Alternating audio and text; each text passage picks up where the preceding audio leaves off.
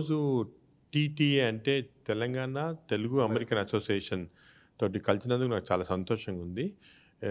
TTA వాళ్ళు చాలా మంచి వర్క్ చేస్తున్నారు. అంటే అక్కడ అమెరికాలో కల్చరల్‌గా మన తెలుగు వాళ్ళనందరినీ కలిపి వాళ్ళ కల్చర్ కూడా ఇచ్చేయటము. ఎవ్రీ ఇయర్ ఒక పెద్ద ఫంక్షన్ పెట్టి తెలుగు వాళ్ళందరూ కలవటం అక్కడ. ఇది చాలా ఇంపార్టెంట్ మన కల్చర్ అక్కడ ఇచ్చేయడానికి.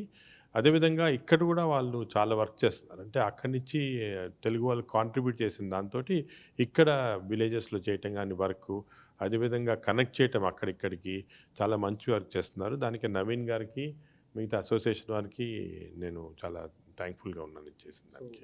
పద్మవిభూషణ్ అవార్డ్ వచ్చింది సార్. ఎలా ఫీల్ అవుతున్నారు? అది అవార్డ్ వచ్చిన దానికి సంతోషంగానే ఉంది కానీ రెస్పాన్సిబిలిటీ కూడా ఎక్కువ ఉంటుందండి. నార్మల్‌గా అన్ని అవార్డ్స్‌లో ఇది చాలా ఎక్కువ రెస్పాన్సిబుల్ అవార్డు. అంటే గవర్నమెంట్ రికగ్నైజ్ చేసిందంటే నన్నే కాదు మా టీమ్ అంతా ఇన్స్టిట్యూషన్‌ని. సో మేము ఫర్దర్‌గా కూడా దీని గురించి వర్క్ చేయాలా, what all we can do for society అది చేయాలన్నమాట. ఈ రెస్పాన్సిబిలిటీ అనేది చాలా ఇంక్రీజ్ అయింది దీనివల్ల. నాగేశ్వర రెడ్డి గారికి పద్మవిభూషణ్ వచ్చింది చాలా చిన్న విషయం. ఎందుకంటే మీరు ఎక్స్పెక్ట్ చేసిన విషయం ఇది. వారికి ఇటువంటి ఎన్ని అవార్డ్స్ వచ్చినా కూడా ఎన్ని కూడా చాలా తక్కువే.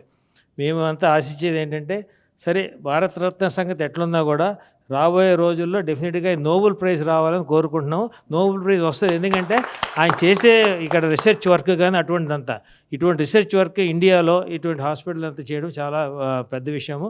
అందు గురించి దాన్ని దృష్టిలో పెట్టుకొని వారికి డెఫినెట్గా నోబెల్ ప్రైజ్ వస్తుందని ఆశిస్తున్నాం. అది గుడ్ లక్.